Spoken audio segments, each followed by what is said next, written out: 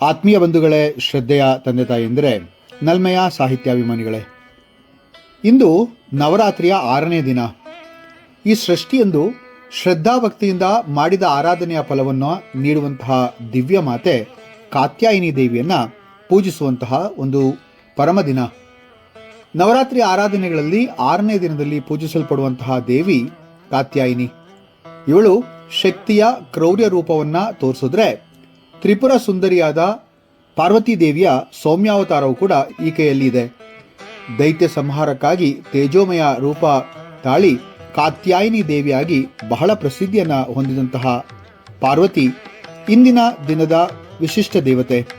ನವರಾತ್ರಿಗಳಲ್ಲಿ ಬರುವಂತಹ ನವದುರ್ಗೆಯರಲ್ಲಿ ಷಷ್ಠಿಯ ಅಂದರೆ 6ನೆಯ ರೂಪ ಈ ಕಾತ್ಯಾಯಿನಿ ದೇವಿ. ಈ ದೇವಿಯ ಸ್ವರೂಪ ಪುರಾಣಗಳಲ್ಲಿ ಬಹಳ ಸುಂದರವಾಗಿ ವರ್ಣಿಸಲ್ಪಟ್ಟಿದೆ. ಇವಳು ಅಷ್ಟಭುಜವನ್ನ ಉಳ್ಳವಳು, ಅಂದ್ರೆ 8 ಕೈಯನ್ನ ಉಳ್ಳವಳು. ತನ್ನ 4 ಕೈಗಳಲ್ಲಿ ಶಸ್ತ್ರಾಸ್ತ್ರಗಳನ್ನ ಹಿಡಿದಿದ್ದಾರೆ. ತ್ರಿಶೂಲ, ಖಡ್ಗ, ಚಕ್ರ, ಧನಸ್ಸು ಈ ಅಸ್ತ್ರಗಳು ಅವಳ 4 ಕೈಯಲ್ಲಿ ಇದೆ. 2 ಕೈಗಳಲ್ಲಿ ಪದ್ಮ ಪುಷ್ಪಗಳಿದೆ ಮತ್ತು 2 ಕೈಗೆ ಈಕೆಯನ್ನ ಆರಾಧಿಸುವಂತಹ ಭಕ್ತರ ಅಭ್ಯುದಯಕ್ಕಾಗಿ ಅಭಯವರದ ಮುದ್ರೆಯಲ್ಲಿ ಈಕೆ ಕಾಣಸಿಗ್ತಾಳೆ.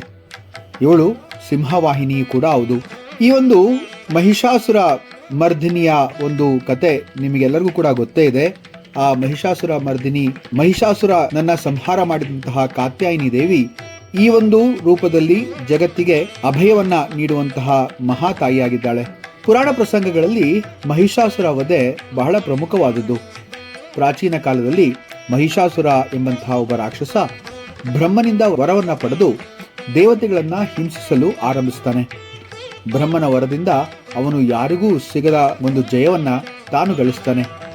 ಅವನ ಅಹಂಕಾರ ತಾರಕಕ್ಕೇರದಂತೆ ದೇವತೆಗಳೆಲ್ಲರೂ ಕೂಡ ಕಂಗಾಲಾಗ್ತಾರೆ. ಆಗ ತ್ರಿಮೂರ್ತಿಗಳಾದ ಬ್ರಹ್ಮ, ವಿಷ್ಣು, ಮಹೇಶ್ವರರು ತಮ್ಮ ತೇಜಸ್ಸನ್ನ ಒಟ್ಟುಗೂಡಿಸಿ ಆ ತೇಜಸ್ಸಿನಿಂದ ಒಬ್ಬ ಸುಂದರಿಯಾದ ಕ್ರೌರ್ಯ ರೂಪದ ದೇವಿಯನ್ನ ಆವಿರ್ಭವಿಸ್ತಾರೆ. ಆ ದೇವಿಯೇ ಕಾತ್ಯಾಯಿನಿ. ಅವಳು ಪಾರ್ವತಿಯ ಅವತಾರವಾಗಿದ್ದಾಳೆ. ಆದರೆ ಋಷಿ ಕಾತ್ಯಾಯನನ ಆಶ್ರಮದಲ್ಲಿ ಪ್ರತ್ಯಕ್ಷಳಾದ ಕಾರಣ ಅವಳನ್ನ ಕಾತ್ಯಾಯಿನಿ ಅಂತ ಕರೀತಾರೆ. ಕಾತ್ಯಾಯಿನಿ ದೇವಿ ಮಹಿಷಾಸುರನ ವಿರುದ್ಧ ಮಹಾಯುದ್ಧ ಮಾಡ್ತಾಳೆ. ಹಲವು ದಿನಗಳ ಯುದ್ಧದ ನಂತರ ತನ್ನ ತ್ರಿಶೂಲದಿಂದ ಮಹಿಷಾಸುರನನ್ನ ವಧಿಸಿ ಲೋಕಕ್ಕೆ ಶಾಂತಿಯನ್ನ ತಂದುಕೊಡ್ತಾಳೆ. ಶಾಸ್ತ್ರೋಕ್ತ ಪ್ರಕಾರದಲ್ಲಿ ಈಕೆಯನ್ನ ಧ್ಯಾನಿಸುವಂತಹ ಶ್ಲೋಕಗಳು ಬಹಳಷ್ಟಿವೆ. ಅದರಲ್ಲಿ ಒಂದು ಬಹಳ ಸುಂದರವಾದಂತಹ ಮತ್ತೆ ಪ್ರಸಿದ್ಧವಾದಂತಹ ಒಂದು ಶ್ಲೋಕ ಇದೆ. ಚಂದ್ರಹಾಸೋ ಜ್ವಲಾಕಾರ ಶಾರ್ದೂಲ ವರವಾಹನ ಕಾತ್ಯಾಯಿನಿ ಶುಭಂ ದದ್ಯಾದೇವಿ ದಾನವಘಾತಿನಿ. ಅಂದ್ರೆ ಅರ್ಥ ಏನು ಅಂತಂದ್ರೆ, ಚಂದ್ರಹಾಸ ಎಂಬಂತಹ ಖಡ್ಗದಿಂದ ಕಂಗೊಳಿಸುವಂತಹ ಸಿಂಹ ವಾಹಿನಿಯಾದ ದಾನವರ ಸಂಹಾರಿಣಿಯಾದ ಕಾತ್ಯಾಯಿನಿ ದೇವಿ ನಮಗೆ ಯಾವಾಗಲೂ ಸದಾ ಶುಭವನ್ನೇ ಕೊಡಲಿ ಅಂತಕ್ಕಂಥದ್ದು. ಭಾಗವತ ಪುರಾಣದಲ್ಲಿ ವ್ರಜಗೋಪಿಕೆಯರು ಶ್ರೀಕೃಷ್ಣನನ್ನ ಪತಿ ರೂಪದಲ್ಲಿ ಪಡೆಯಲು ಕಾತ್ಯಾಯಿನಿ ವ್ರತವನ್ನ ಕೈಗೊಳ್ತಾರೆ ಅಂತ ಹೇಳಿ ಶ್ರೀಮದ್ ಭಾಗವತ ಪುರಾಣ ಹೇಳುತ್ತೆ. ಆಗ ಕಾತ್ಯಾಯಿನಿ ಮಹಾಮಾಯೆ ಮಹಾಯೋಗಿನ್ಯಧೀಶ್ವರಿ ನಂದಗೋಪ ಸುತಂ ದೇವಿ ಪತಿಮ್ಮೆ ಕುರುತೆ ನಮಃ ಅಂತ ಹೇಳಿ ಹೇಳುವಂತಹ ಮಾತಿದೆ. ಮಹಾಮಾಯೆಯಾದ ಕಾತ್ಯಾಯಿನಿ ದೇವಿ ನಂದಗೋಪನ ಮಗನಾದ ಶ್ರೀಕೃಷ್ಣನನ್ನ ನನಗೆ ಪತಿಯನ್ನಾಗಿ ದಯಪಾಲಿಸು, ನಿನಗೆ ನಮಸ್ಕಾರವನ್ನ ಮಾಡ್ತೇನೆ ಅಂತ ಹೇಳಿ. ಈ ಒಂದು ದೇವಿಯ ಆರಾಧನೆಯ ಫಲ ಬಹಳಷ್ಟು. ಕಾತ್ಯಾಯಿನಿ ದೇವಿಯನ್ನ ಪೂಜಿಸಿದ್ರೆ ಆಂತರಿಕ ಶಕ್ತಿಯು ಹೆಚ್ಚುತ್ತೆ. ಭಕ್ತ ತನ್ನ ಜೀವನದ ದೈತ್ಯ ಸ್ವರೂಪವಾದ ಅಹಂಕಾರ, ದ್ವೇಷ, ಕೋಪಗಳನ್ನ ಸಂಹರಿಸಲು ಶಕ್ತಿಯನ್ನ ಪಡಿತಾನೆ ಅಂತ ಹೇಳ್ತಾರೆ. ಬ್ರಹ್ಮಚರ್ಯದಲ್ಲಿರುವ ಯುವತಿಯರು ಈ ವ್ರತವನ್ನ ಮಾಡಿದರೆ ಸುಸಂಸ್ಕೃತ ಸದ್ಗುಣ ಸಂಪನ್ನ ಪತಿಯನ್ನ ಪಡಿತಾರೆ ಅನ್ನೋದು ಪರಂಪರೆ. ಕಾತ್ಯಾಯಿನಿ ದೇವಿಯು ಶಕ್ತಿ, ಧೈರ್ಯ ಮತ್ತು ಜಯವನ್ನ ನೀಡುವಂತಹ ತಾಯಿ. ಈಕೆಯನ್ನ ವರಿಸಿದ್ರೆ ಮನುಷ್ಯನ ಒಂದು ಜೀವನದಲ್ಲಿ ಆಗುವಂತಹ ಬದಲಾವಣೆಗಳು ಅನೇಕ. ತನ್ನ ಕೋಪ ಮತ್ತೆ ತನ್ನ ಒಂದು ಶತ್ರುಗಳ ಸಂಹಾರವಾಗುತ್ತೆ.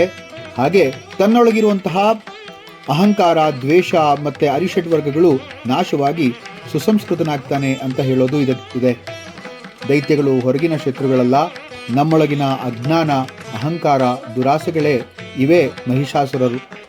ಅವರನ್ನು ಸಂಹರಿಸುವ ಶಕ್ತಿ ಕಾತ್ಯಾಯಿನಿ ದೇವಿ. ಅವಳ ಒಂದು ಅನುಗ್ರಹದಿಂದ ಆ ಶಕ್ತಿ ನಮಗೆ ದೊರಕುತ್ತೆ ಅಂತ ಹೇಳೋದು ಕೂಡ ಇದೆ. ಆದ್ರಿಂದ ಕಾತ್ಯಾಯಿನಿ ದೇವಿಯನ್ನ ಸ್ಮರಿಸುವಂತಹ ಪರಂಪರೆ ನಮ್ಮಲ್ಲಿ ಅನಾದಿ ಕಾಲದಿಂದಲೂ ಕೂಡ ನಡ್ಕೊಂಡು ಬಂದಿದೆ.